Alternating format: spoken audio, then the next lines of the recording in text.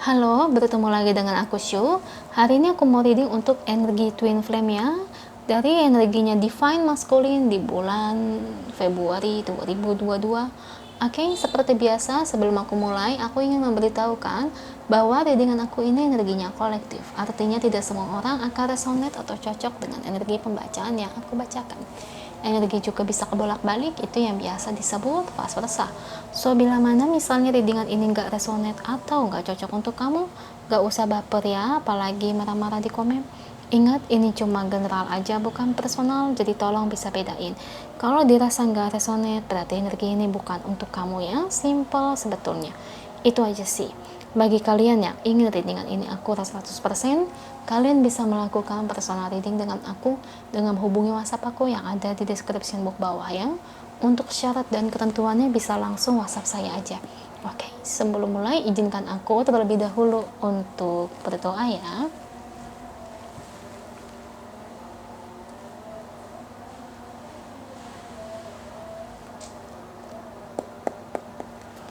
Oke, maskulin.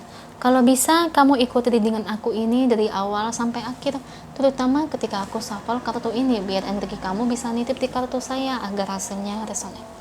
Kita lihat ya, Divine Masculine.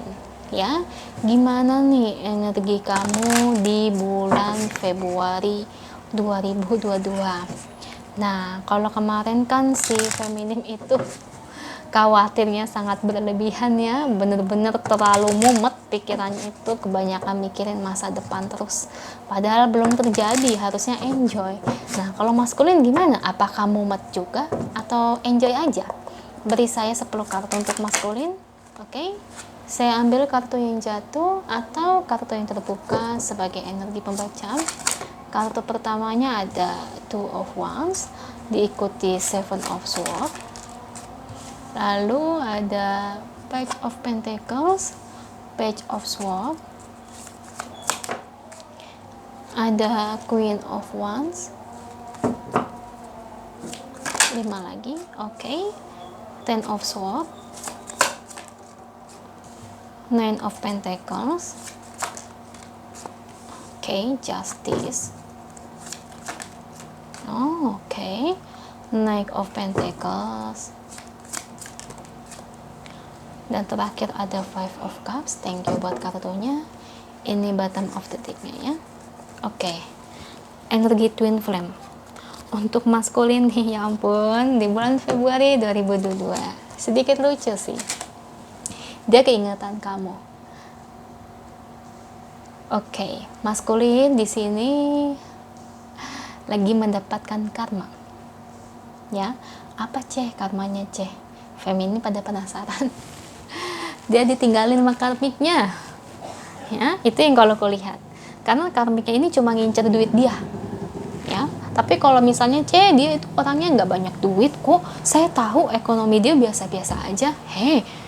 Kalau manfaatin uang orang itu nggak harus jadi orang kaya guys. Orang yang biasa-biasa aja tuh bisa dimanfaatin. Jangan salah loh, dengan cara apa? Sekarang tuh pinjaman online yang ilegal itu tuh banyak lah, jangan salah. Nah, di sekitar saya ada yang kayak gitu, dimanfaatin sama pacarnya ya. Dia pakai cara apa? Padahal nggak ada duit gitu, maksudnya orangnya biasa-biasa aja. Dengan cara dia minjem pinjaman online sampai utangnya itu 100 juta lebih. Itu saya kenal ya, itu dekat rumah saya kayak gitu. Nah, makanya jangan sepelein orang yang kata kalian tuh kadang-kadang dia nggak punya uang lah, dia biasa aja lah. Jangan salah. Manfaatin orang itu nggak ada kudu orang kaya, orang biasa aja bisa dimanfaatin. Pinjaman online banyak, pinjam bank ada, atau mungkin aja dia bisa minjem ke orang tuanya. Kan ada yang kayak gitu. Bahkan kalau dia nakal nih, maksudnya sifatnya buruk, itu bisa ngambil benda atau harta orang tua. Banyak nggak? Banyak. Anak sekarang tuh gila loh, sadis-sadis. Saya sampai nggak nyangka ya, sampai kadang tuh nyuri apa sih, sertifikat tanah orang tuanya terus dijual. Gila nggak tuh? Nah, itu banyak banget. Jadi nggak kudu jadi orang kaya baru dimanfaatin ya, feminim jadi itu. Karena si maskulin ini cuma dimanfaatin dari pencarian uang si karmik ini. Makanya maskulin ini kena karma. Nah, gini feminim. Karena kan si maskulin ini lagi kena karma ya, apes lah istilahnya, apes banget sih, stres. Saya lihat dia stres, dia pusing. Pusing apa? Pusing gimana cara bayar hutangnya. Kalau di orang kaya dia pusing kenapa? Kok bisa si karmik kayak begitu mengkhianati cintanya? Kok bisa sih si karmik lo kok bersikap kayak gitu? Kok jahat banget ya? Itu bagian dari dia kenapa dulu jahatin si feminim. Nah, seperti itu sih dari DM. Dan di sini DM juga tiba-tiba jadi keinginan feminim, ya, keinginan dengan feminim. Oh iya, saya pernah ditanyakan oleh kalian, memangnya kalau hubungan twin flame itu memang DM itu pasti ninggalin feminim ya? Emang begitu? Kalau energi twin flame ya, kalau untuk pasangan cinta itu biasanya yang memang tersakiti itu feminim, dan si DM-nya itu yang ibarat kata tuh menyakiti feminim. Nah, itu pasangan twin flame ya. Jadi memang sejatinya alurnya itu memang seperti itu guys. Ya, jadi nggak perlu bingung. Nah, di sini si DM ini tiba-tiba keingatan feminim. Ya, keingatan si feminim karena apa? Feminim di sini tuh baik. Ya, feminim kan nggak macam-macam, nggak pernah manfaatin maskulin atau apa. Ibarat katanya si feminim itu betapa tulusnya feminim itu kepada maskulin. Jadi benar-benar si DM itu ngerasa kehilangan feminim sih.